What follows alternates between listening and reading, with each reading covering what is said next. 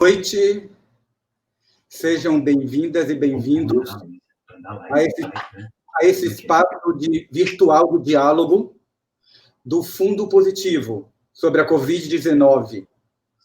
Estamos ao vivo na nossa página no Facebook, Fundo Positivo, e no YouTube.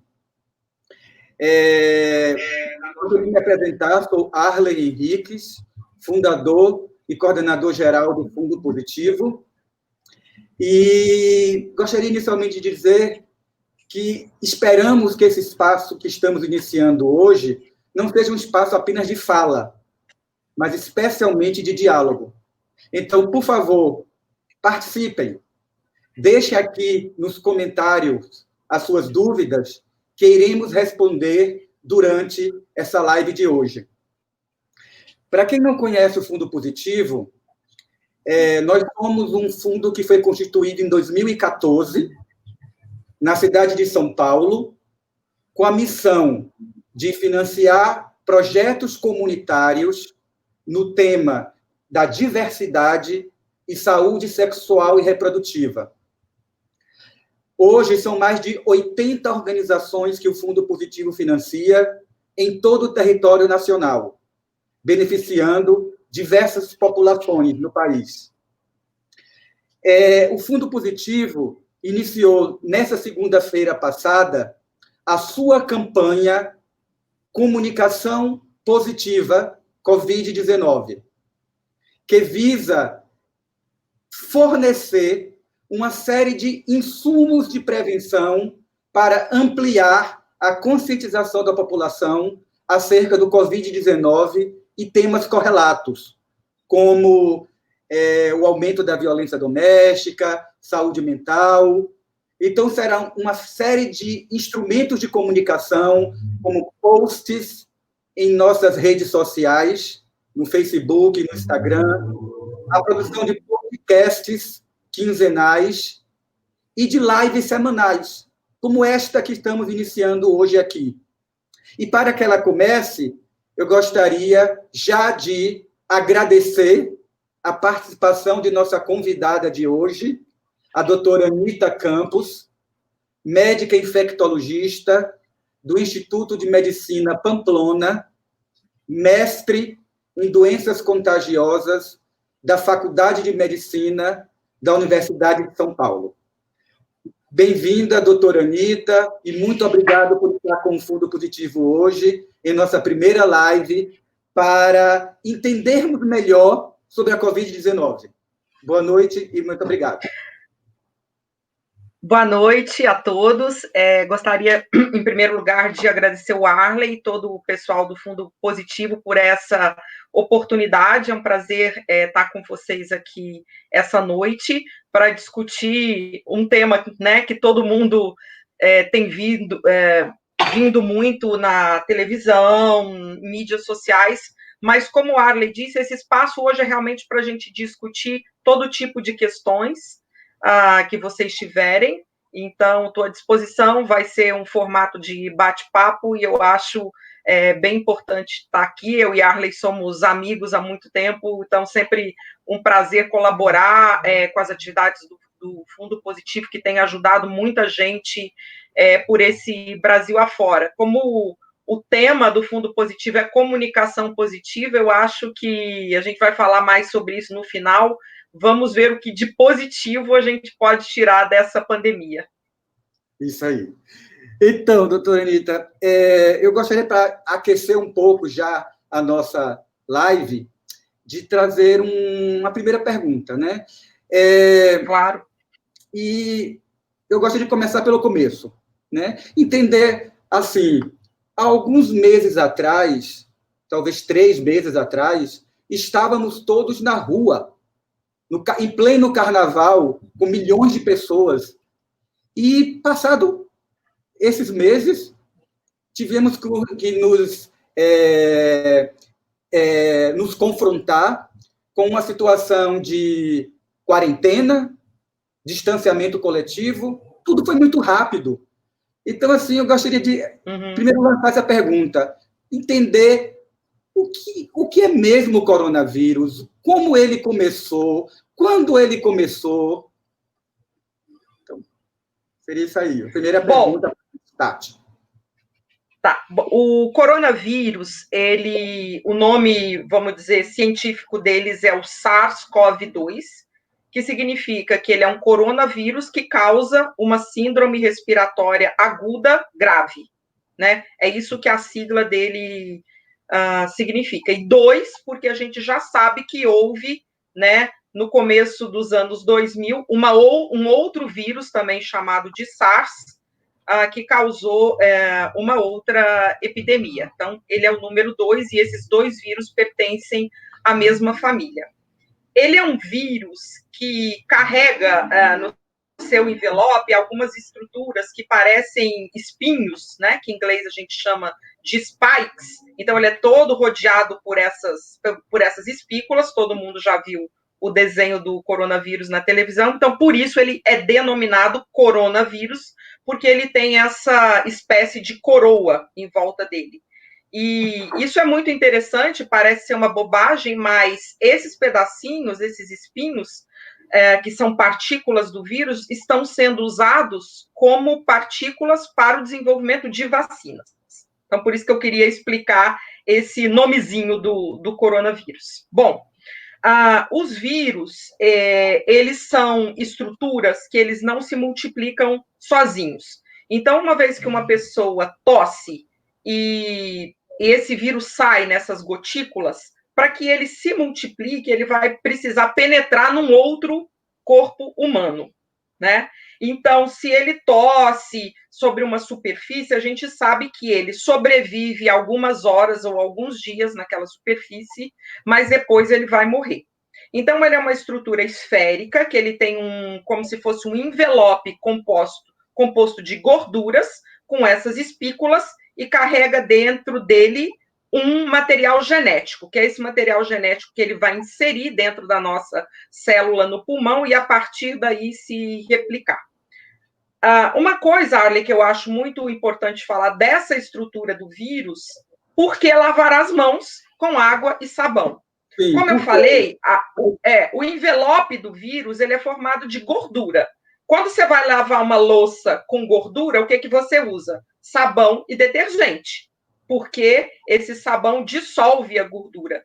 Então, se você tem o vírus nas mãos, porque tocou numa superfície, e você lava as mãos com água e sabão, o detergente, ele rompe essa estrutura gordurosa do vírus, o material genético escapa e o vírus morre. Então, é uma explicação, assim, bastante simples. Por isso, a melhor método de evitar a transmissão do coronavírus é lavar as mãos com água e sabão, porque você destrói a paredinha do vírus. Então tem gente... É até mesmo mais eficaz do que o próprio álcool, de ficar usando o álcool o tempo todo. Sim, o álcool ele é uma alternativa, é uma coisa secundária. Então, você chegou na sua casa, a melhor medida é lavar as mãos com água e sabão. Se você está na rua, no seu carro, alguma coisa, você carrega o álcool gel, porque você não vai ter onde lavar a mão com água e sabão. Mas é uma alternativa simples e que realmente consegue eliminar o vírus. Então, queria fazer esse parêntese sobre a estrutura viral. De onde surgiu esse vírus? Bom, o primeiro caso de coronavírus relatado foi na China, no começo de dezembro, né? E o primeiro reporte que foi publicado foi um paciente de 40 e poucos anos, que teve uma síndrome respiratória aguda, e os pesquisadores fizeram uma pesquisa nas secreções pulmonares desse vírus, levaram ao microscópio e viram que ali tinha um vírus, né, com essas características que eu já comentei, que tinha uma relação que a gente chama de filogenética com o primeiro vírus da SARS, da década de 2000, no começo da década de 2000, e com o MERS, né, que foi a epidemia que teve no Oriente Médio. Então, todos esses vírus pertencem à família dos coronavírus. Então, eles são da mesma família, certo? Bom, descoberto isso em dezembro, em janeiro, eles conseguiram, os pesquisadores, sequenciar esse vírus, fazer toda todo o sequenciamento genético, o que foi super rápido e que permitiu que o desenvolvimento de vacinas já começasse a partir de janeiro. Bom, de onde que vem tudo isso? Como vocês já devem ter visto, o coronavírus, o SARS-CoV-2, ele tem uma similaridade muito grande com um coronavírus de morcego, dos morcegos que foram encontrados na China. Parece que a transmissão ela não foi direta do morcego para o homem, parece que tem, no meio do caminho, um hospedeiro intermediário, que pode ser um mamífero. No caso da primeira epidemia de SARS, por volta de 2002, 2003, identificaram a civeta, que parece um esquilinho, um rato, como o hospedeiro intermediário. Para o SARS-CoV-2, o atual coronavírus, a gente ainda não sabe quem é esse hospedeiro intermediário. Então, hoje ainda existe um ponto de interrogação, se foi a transmissão direta do morcego para o homem ou se houve um hospedeiro intermediário no meio do caminho, tá? Fato é que houve uma relação desses primeiros pacientes que frequentaram, né, os mercados molhados na província de Wuhan, na China, onde eles vendem vários animais, como mamíferos, os morcegos, cobra, gato, cachorro, ficam todos na gaiola, e eles abatem aqueles animais, ou as pessoas levam esses animais vivos para casa e consomem esses animais. Então, por isso, existe essa relação. Tem uma pergunta que sempre vem, né, se esse vírus foi fabricado em laboratório, se isso foi uma arma biológica que algum país quis usar contra outro país. Então, assim, eu realmente não acredito nessa hipótese, porque a similaridade genética do coronavírus do morcego e o novo coronavírus é muito grande. Então, cientificamente, essa é a teoria que explica a transmissão. Uma vez que o homem se infectou, ele passa a infectar outros humanos, né? Este coronavírus, ele tem uma taxa de transmissibilidade muito alta, muito maior do que o primeiro vírus SARS, porém, ele tem uma taxa de letalidade maior. O primeiro tinha uma taxa de letalidade, que é de óbitos, né? A capacidade de causar mortalidade em torno de 9%, enquanto o novo coronavírus tem uma taxa média de letalidade em torno de 2,8%, 3%. Então, foi aí que tudo começou para a gente dar início aí à nossa conversa. É interessante isso, doutora Anitta, porque o que a gente percebe é que, por mais que seja pouco tempo, né, dezembro, mas muito a ciência já avançou. Né? A gente, assim, em janeiro foi isolado o vírus.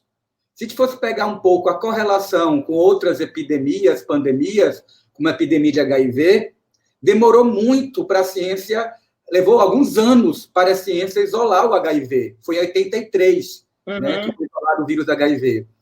E aí, fazendo um pouco essa correlação, a epidemia de HIV, ela, de alguma forma, ela inicia ligada a determinados grupos específicos. E o Covid, não, ela atinge a humanidade, ela atinge todas e a todos.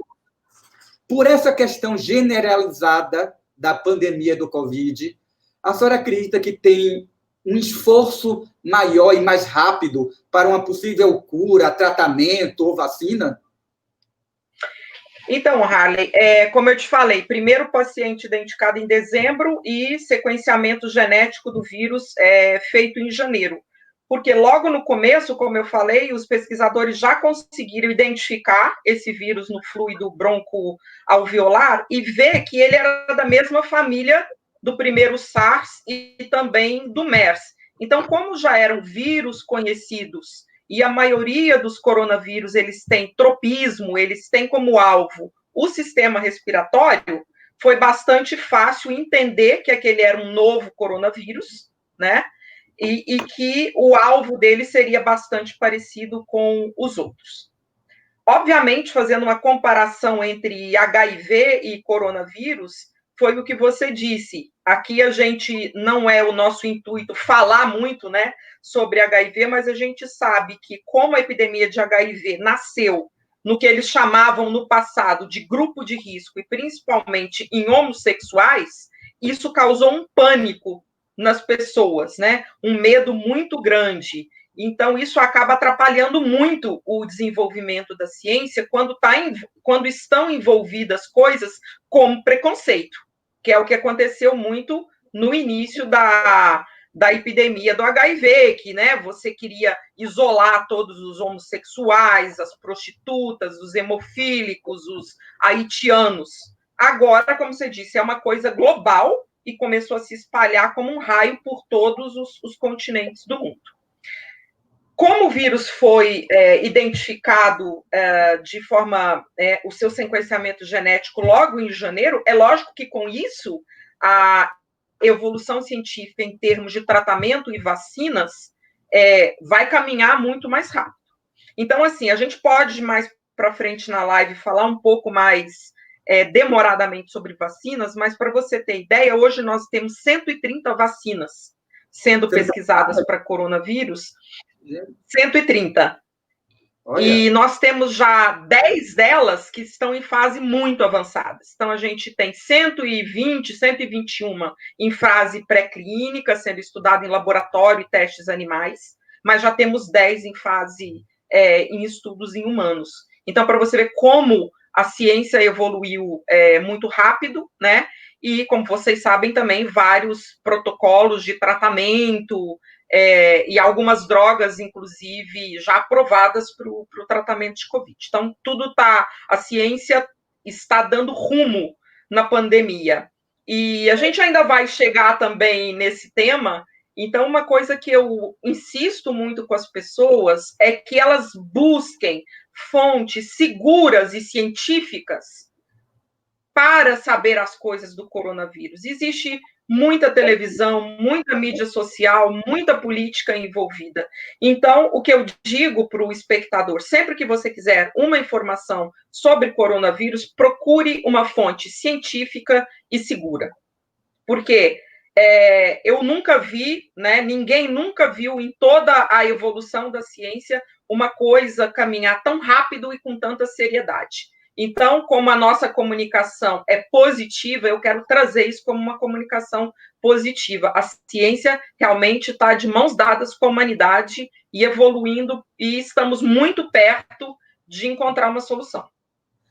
Que bom a gente começar a nossa primeira live da campanha Comunicação Positiva com mensagem positiva, né? Eu acho que a gente tem visto muito na mídia, às vezes é uma mensagem que às vezes fica um pouco pesada, muito ligado a óbitos, né? Mas é importante também a gente ver esse lado positivo dos avanços da ciência, né? Que são muitos, para 6 meses, muito avanço a ciência já teve. Sim, te interrompendo um minutinho, falando de comunicação positiva e óbito, se a gente pensar que hoje no Brasil a gente tem 560 mil casos confirmados e nós já temos 255 mil curados, não é uma notícia positiva? Mais da metade, né? Já curado, exatamente. Bom, eu queria já começar a trocar esse diálogo, esse espaço de diálogo aqui com as pessoas que estão participando. E eu tenho aqui uma pergunta de um participante, o Márcio, que ele pergunta de por que os idosos são mais expostos, doutora Anita? Sim, os idosos não são mais expostos, né? Os idosos não é que eles têm mais chance de adquirir o Covid, mas se eles adquirirem o Covid, eles vão ter uma repercussão clínica pior, né? Então, não é o risco de pegar, é o risco de evoluir de forma pior. Porque a gente sabe que, com a idade, na verdade, o processo de envelhecimento nada mais é do que um processo inflamatório. O nosso corpo se inflama até a gente morrer. Ele é um processo inflamatório contínuo. A gente já nasce para se inflamar.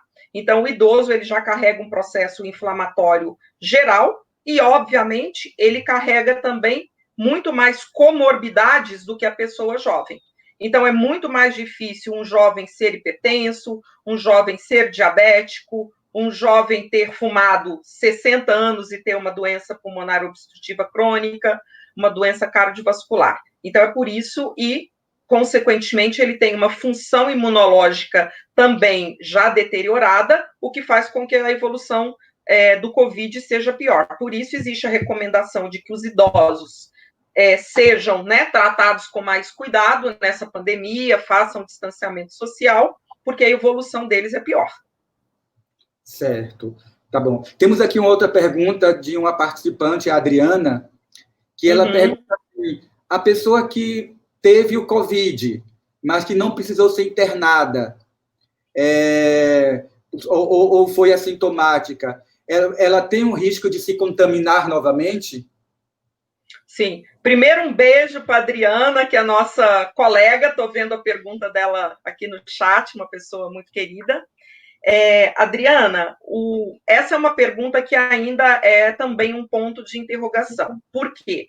Se você teve uma doença moderada, você, obviamente, teve o diagnóstico e esse paciente vai desenvolver os anticorpos. Primeiro, os anticorpos da classe IgM, da fase aguda, IgM-IgA, e depois os anticorpos de IgG. A gente ainda não tem um tempo de acompanhamento longo dos pacientes com Covid, porque a pandemia ela é muito recente, para dizer que essa imunidade é duradoura.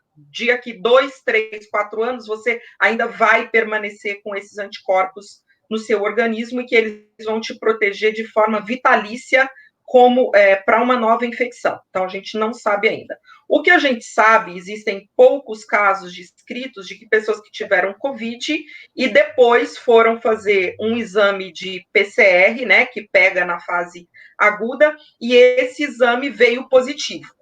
Então, a gente ainda não sabe se ele veio positivo porque ele encontrou algumas partículas do vírus no seu organismo, mas que não estão causando mais doença, porque ele detecta as partículas do vírus, ou se realmente você pode ter uma reinfecção e o teste detectou de novo o coronavírus, né? Espera-se que a pessoa que teve a doença esteja imune, mas ninguém ainda pode garantir isso com certeza, porque a gente não teve tempo de acompanhamento da durabilidade dessa proteção. Certo, a gente tem... Portanto, isso conversamos ontem, né, Arley? Infelizmente, hoje, as pessoas que já tiveram Covid ainda precisam se comportar como as pessoas que não tiveram, mantendo as medidas de prevenção, usando máscara, lavando mão, tudo direitinho. Certo, maravilha. Porque, assim, são 6 meses, né, que se tem do primeiro caso até agora, mais ou menos 6, 7 meses. Então, o que se tem até o momento é que a imunidade é de 6, 7 meses. Então, a lógica é que todos façam as medidas de biossegurança. Não é isso? Sim. Aqueles que já tiveram e aqueles que ainda não tiveram. Bom, doutora Anitta, indo para essa questão das vacinas, a senhora falou que tem um número de 130 sendo testadas, algumas ainda na fase inicial, mas 10 bem avançadas. A gente pode ter esperança que, em breve, a gente vai conseguir ter essa vacina a curto prazo? Sim, vamos conversar sobre isso um pouquinho. Então, eu disse, mais ou menos, são 130 vacinas aproximadamente sendo estudadas, sendo que 120 ainda estão em fase pré-clínica e 10 avançadas. A fase pré-clínica significa que elas estão sendo ainda estudadas em laboratórios ou em testes animais, porque quando a gente desenvolve um remédio ou uma vacina, a gente precisa fazer esses testes primeiro para encontrar, para ver se elas são seguras, a gente primeiro faz esses testes em animais. Depois que elas se mostram seguras, elas passam para a fase clínica, e essa fase clínica tem 3 etapas, fase 1, fase 2, fase 3, certo? E aí, primeiro você vê se ela segura em humanos, depois você compara diversas doses para ver qual que é a dose mais eficaz e mais segura. Então, quando você já tem dose determinada e segurança determinada, você passa para os clássicos estudos de fase 3, que são os estudos finais, onde você vai envolver um número muito grande de pessoas, tá? Então, E, geralmente, esses estudos, a gente chama eles de estudos controlados, porque você tem que comparar um grupo de pessoas que toma vacina com um grupo de pessoas que não toma vacina, que tem as mesmas características, e você vai medir a taxa de infecção depois nos dois grupos. Se o grupo que tomou vacina teve uma taxa de infecção 0 ou muito menor do que o outro grupo, se prova que essa vacina é eficaz. E também você vai ter que fazer testes no sangue para ver se depois de injetada essa vacina, o organismo produziu os anticorpos que a gente queria. Por quê? Grande parte das vacinas é feita com pedacinhos do vírus, que são modificados em laboratório, protegidos para não causar a doença, mas quando eles são injetados no nosso organismo, eles provocam como se fosse uma doença falsa e gera a produção no nosso organismo de anticorpos que vão guardar essa memória, porque se um dia o coronavírus entrar no nosso corpo, esse anticorpo, que é o soldadinho da imunidade, vai lá e mata o coronavírus. Então, essa é o racional da vacina, tá? Bom, dessas 10 vacinas, nós temos 3 vacinas que estão bastante adiantadas, passando da fase 2 para a fase 3, que é uma vacina de uma... estão indo de fase 2 para fase 3. Tem uma vacina de uma empresa chamada Moderna, nos Estados Unidos, tem a vacina da Universidade de Oxford, na Inglaterra, que está sendo desenvolvida junto com a indústria farmacêutica AstraZeneca, e tem uma outra na China. Então, são 3 que estão bastante avançadas. Inclusive, hoje a gente teve a grande notícia de que a vacina de Oxford, que está entrando em fase 3, vai ser testada no Brasil. Então, vão ser mais de 2.000. É notícia fresca, notícia de hoje. A Gisele, uma participante aqui, está exatamente perguntando isso. Essa vacina da Inglaterra vai ser testada no Rio e São Paulo, não é isso? Exato. Então, vão ser, acho que, se não me engano, 2.000 indivíduos que vão ser testados com essa vacina no Brasil. Então, tudo ruma para que ela dê certo. Então, se ela der certo, já grande parte desses indivíduos já vão estar imunes, né? Então, isso é uma grande notícia, tendo o Brasil. Por que eles querem trazer essa vacina para testar no Brasil? Porque eles teriam que ter um grande número de indivíduos expostos ao coronavírus, e como na Europa a curva já está descendo, talvez eles não encontrem tantos indivíduos. Então, eles vêm para o Brasil, porque hoje a gente é o epicentro da pandemia, estamos super expostos ao coronavírus, então eles vêm aqui testar essa vacina na gente, né? Comunicação positiva é uma boa notícia para a gente. Muito, muito bom escutar isso. Bom, em termos de prazo, eu acredito que a gente tenha algo. Se os resultados forem bons, eu acredito que, falando em torno de 10 meses, a gente possa ter já uma vacina aqui com resultado, né? Agora, a gente não... A contar de agora é 10 meses? A contar de agora, Então, assim, agora a gente precisa lembrar que uma vez que uma vacina deu certo, ela precisa ser produzida em larga escala, então tem que preparar as plantas de manufatura, tudo.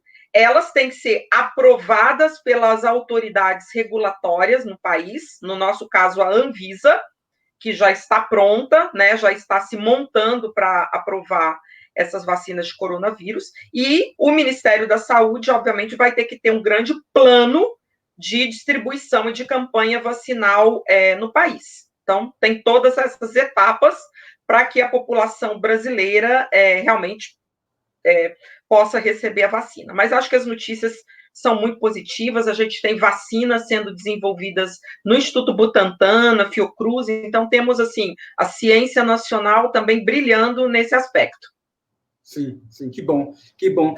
Doutora, tem uma pergunta também aqui de uma participante, a Rose, que fala a questão do plasma de pessoas que já tiveram Covid. Podia falar um pouquinho sobre isso? Sim, se a gente for ver esse mesmo racional que eu falei da vacina, quando o indivíduo tem o coronavírus, o corpo vai montar uma resposta imunológica e vai produzir os anticorpos, que são os soldadinhos da imunidade. E esses anticorpos vão ficar presentes no sangue dele. O plasma, para quem não sabe, é o que a gente chama da parte branca do sangue. Quando você faz um exame de sangue, vocês já viram no laboratório, bota no tubinho, a parte vermelha desce, que ela é mais pesada, e o plasma fica sobrenadante. E os anticorpos que a gente monta de defesa, eles ficam nessa parte branca do plasma, tá? Então, lá vai estar cheinho de anticorpos de uma pessoa que já teve Covid e montou uma resposta imunológica, e aí você transfere aquele plasma para um indivíduo que está doente de Covid, você está dando para ele os soldadinhos da imunidade de outro paciente. Então, tem um racional muito grande em usar o plasma. Esse tipo de tratamento é usado também em outros tipos de doença. Certo. E eu queria... Aqui eu estou vendo a pergunta de uma companheira, de uma pessoa que é muito parceira do Fundo Positivo, que é uma investidora do Fundo Positivo, a Alice Scartesini, do Instituto Caixa Seguradora. Sim. E ela faz uma pergunta que é bem interessante, que eu vou tentar ampliar um pouco, mas chegar à pergunta dela, que é em relação às pessoas que têm alguma enfermidade crônica, como, por exemplo, HIV.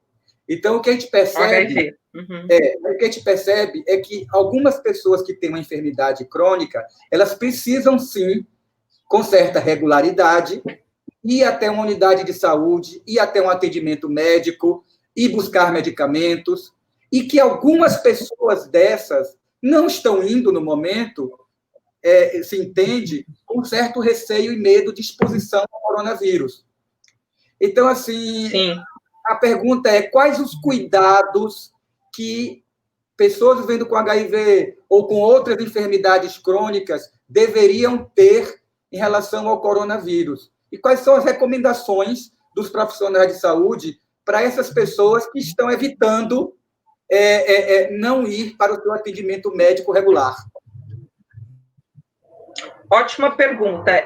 Alice, boa noite. Obrigada por apoiar o Fundo Positivo. Excelente. E aqui a gente vai precisar separar as coisas. Ali, a gente vai precisar separar HIV de outras doenças crônicas, como diabetes, hipertensão, doença pulmonar crônica, porque a evolução do COVID nessas populações é bem diferente.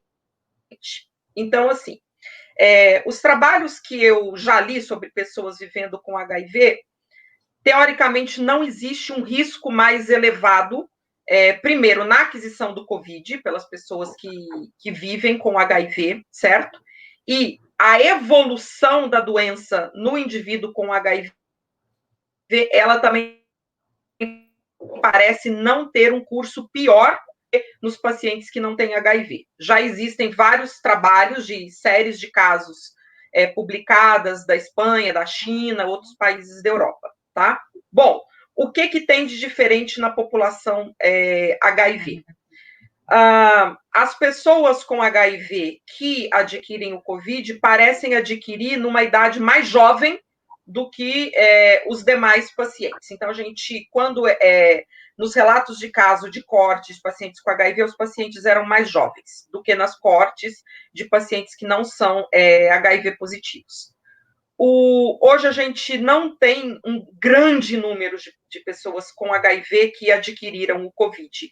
Então, numa corte de Londres, de 17 mil pacientes, apenas 1% desses pacientes também era co-infectado com HIV. Então, o número é bastante pequeno, tá? Então, assim, não tem diferença no curso da evolução da doença. Bom, aí você me pergunta, obviamente, deve existir algo de diferente para quem está tratando do HIV e para quem não está tratando, certo? Então, assim, para quem está em tratamento adequado, com um número de células CD4 normal e com carga viral indetectável, não existe nenhuma diferença no curso da evolução para esses pacientes. Se os pacientes com HIV estiverem sem tratamento, com o nível de células CD4 abaixo de 200, sim, eles são pessoas que estão numa condição de imunossupressão, e se eles adquirirem o COVID, é importante lembrar que a profilaxia para as outras infecções oportunistas tem que ser administrada durante a hospitalização, porque ele vai estar suscetível a uma pneumonia por pneumociste carine ou uma candidíase, o que pode tornar o curso dessa evolução pior. Bom, para a gente entrar nas outras doenças crônicas, só para finalizar a parte do HIV, foram feitos alguns estudos com antivirais, antirretrovirais já utilizados para o HIV. Lopinavir, ritonavir, tenofovir com lamivudina, e a gente não teve nenhum resultado que mostrou eficácia desses antirretrovirais para a COVID, certo? Eu li hoje que vai ter um estudo na Espanha de indivíduos que fazem uso do PrEP, a profilaxia pré-exposição para o HIV, com os dois medicamentos combinados, né? O tenofovir com a entricitabina, mais hidroxicloroquina.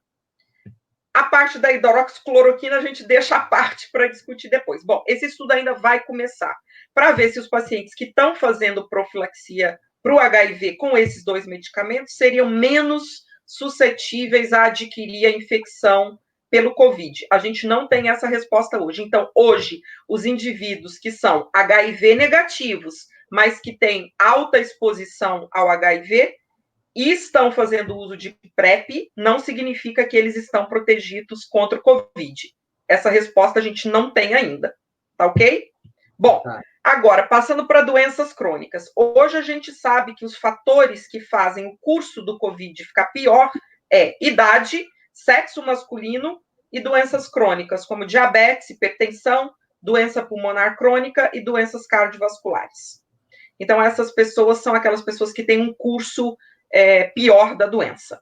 Por que o sexo masculino, doutor? Por que o sexo masculino? Ninguém sabe ainda, Harley, mas parece que existe uma influência hormonal, androgênica, que piora o curso da doença. Tá? Mulheres vencemos desta vez, né? Bom, o que está acontecendo hoje? As pessoas que têm doenças crônicas ou mesmo câncer, elas estão deixando de procurar os serviços de saúde para fazer o seu acompanhamento ou mesmo para fazer exames preventivos com medo de adquirir, né, o COVID nos serviços de saúde. E, por outro lado, existem também muitos serviços de saúde que estão super sobrecarregados com COVID, muitos hospitais transformando andares que eram dedicados ao cuidado de todas essas doenças em CTIs para cuidar de pacientes com COVID. Então, acho que a gente tem os dois lados da moeda. Pessoas com medo de fazer o seu tratamento habitual, com medo da aquisição da doença, e, por outro lado, serviços de saúde abarrotados de COVID que não conseguem atender a população regular.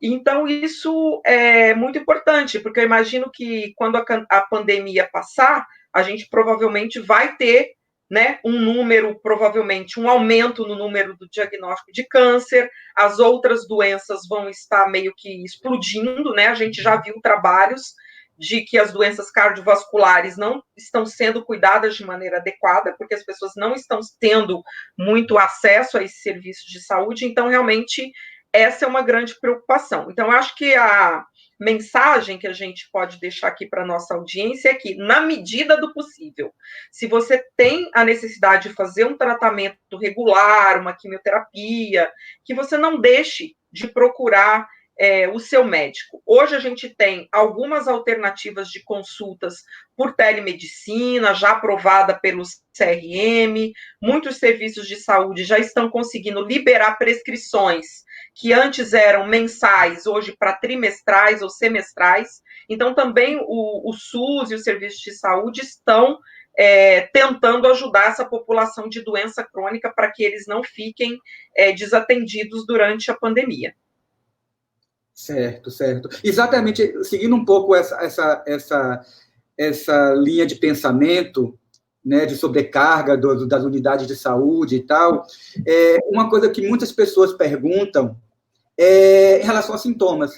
né? O que é que leva uma pessoa Sim. a buscar o atendimento médico? Quais são os principais sintomas que poderia fazer com que a pessoa realmente vá a uma unidade de saúde buscar um atendimento médico? Bom, a gente sabe, né, dessa clássica tríade de tosse, febre, falta de ar, né? Nem sempre acontece assim. Então, no começo, estava todo mundo apavorado, tossia, já corria para o hospital. Tinha uma falta de ar que não sabia se era ansiedade ou se era a dispneia do Covid, já ficava apavorado.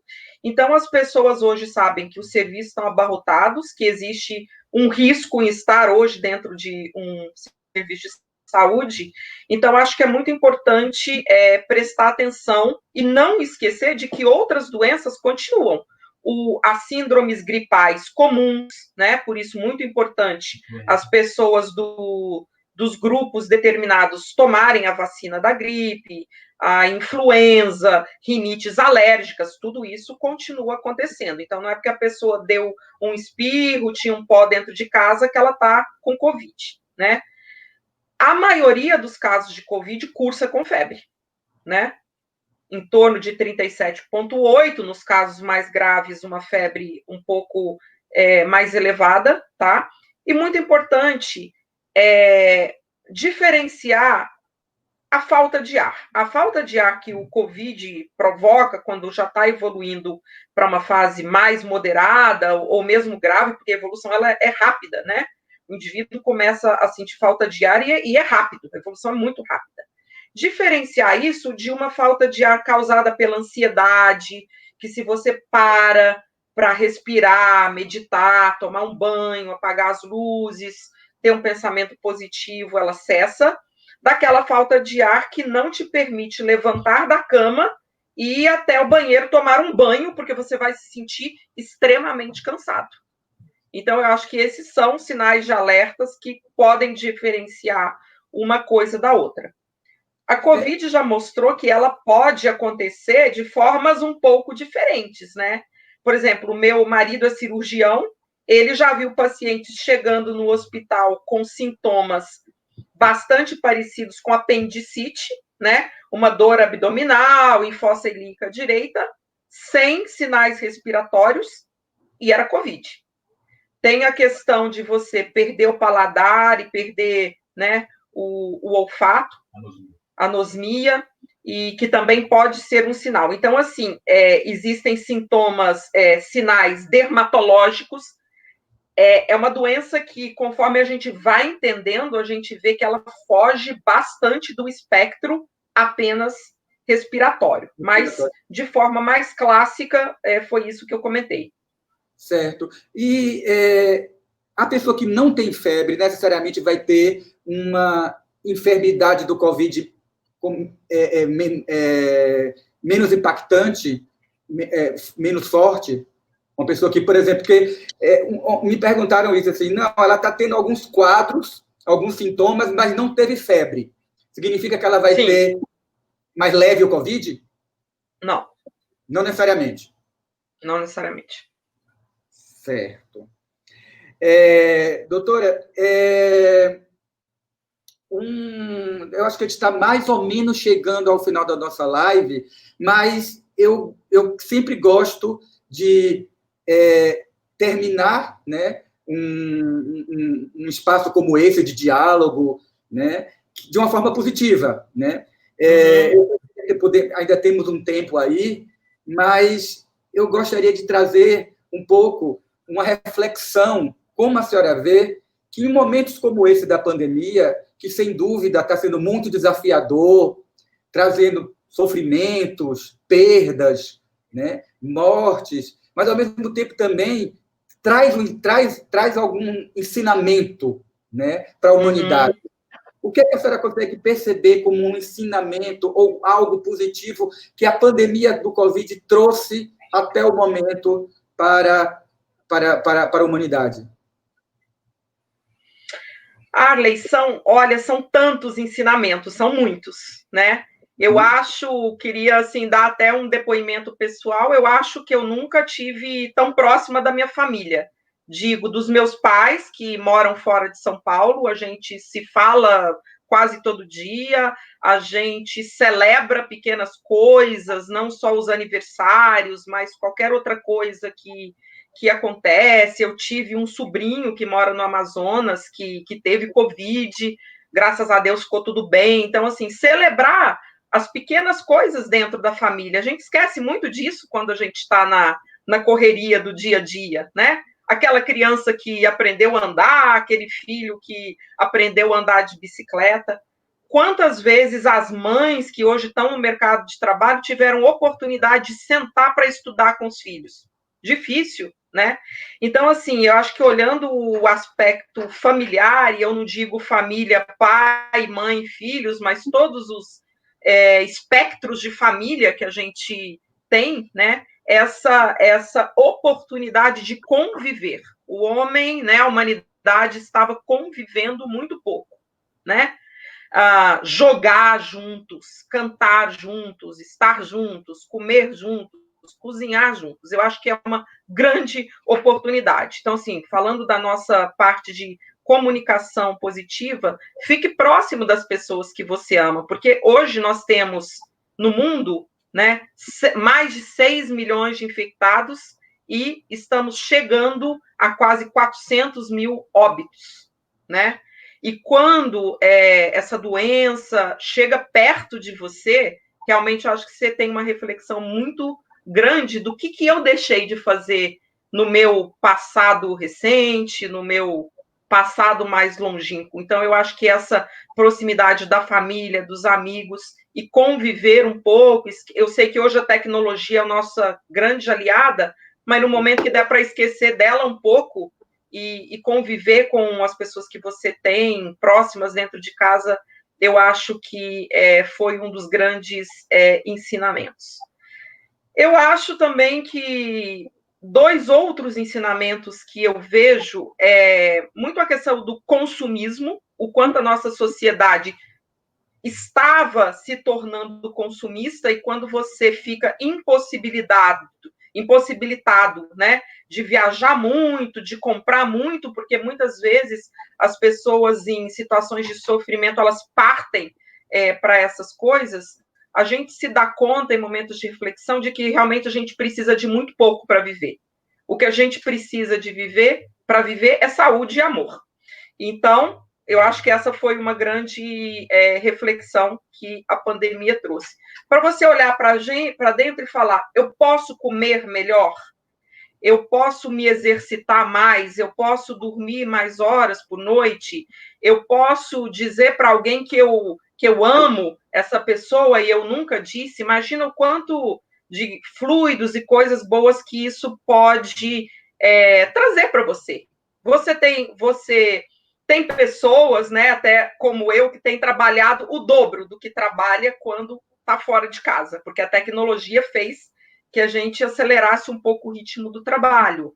Mas já que a gente não sai tanto ou não viaja tanto, a gente tem mais tempo para ler, para ver um filme interessante, para trocar uma ideia com um amigo. E, né, tantos grupos estão se formando. O que você fez esse fim de semana? Me dá uma dica. Então, isso trouxe uma proximidade, né, das pessoas, da humanidade, para estar junto. E, por final, a solidariedade e a empatia, né?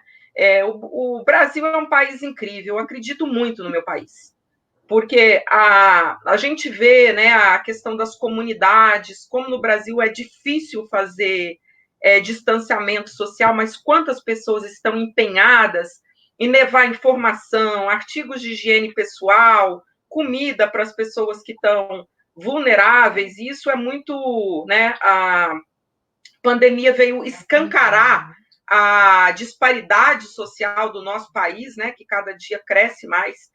Então, Arley, são muitas reflexões positivas, né? Acho que a gente dá para tirar uma lição muito grande de tudo isso.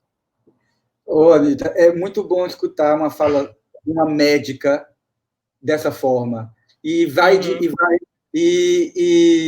eu estou vendo aqui comentários aqui dos participantes elogiando a sua participação, da forma humana que você se coloca, e trazendo essas palavras tão importantes que a pandemia nos fez ver: solidariedade, sim, empatia e esse binômio lindo que você trouxe, saúde e amor, né? Então, acho que, sem dúvida, são ensinamentos que, em tão pouco tempo, 6 meses, a gente se viu tendo que exercitá-los de uma forma tão intensa, né? Uhum. E eu estou vendo aqui os comentários dos participantes elogiando, eu queria te dar esse retorno, elogiando a nossa live. Agora, está dizendo, excelente explicação de doutora Anitta. Muitos estão dizendo assim, a forma humana, a forma precisa, esclarecedora, objetiva. Isso também nos alegra muito, nós do Fundo Positivo, porque a gente percebe que indo cumprir essa nossa missão com a nossa campanha Comunicação Positiva, com essa nossa primeira live. Começamos bem, né? Então a gente só tem que agradecer a todos e todas que participaram, que estão participando hoje dessa live, e especialmente a você, doutora Anitta, nossa primeira convidada, que brilhantemente esteve com a gente hoje à noite. Eu gostaria de pegar também uma fala tua, também te deixar um espaço, caso você queira, em relação àquilo que te colocou no começo, em relação a algumas personalidades, políticos ou pessoas que trazem alguns referenciais mais de ordem pessoal, né, para a questão do coronavírus, né? Uhum. E eu acho muito importante o que a senhora trouxe no início, que a gente esteja se apegando a informações científicas, né? Que sejam baseadas na ciência, que estejam baseadas nas questões que são determinadas pela Organização Mundial de Saúde. Né? Uhum. A gente tem que combater, e a gente sabe que a gente tem que combater fake news relacionadas também ao coronavírus.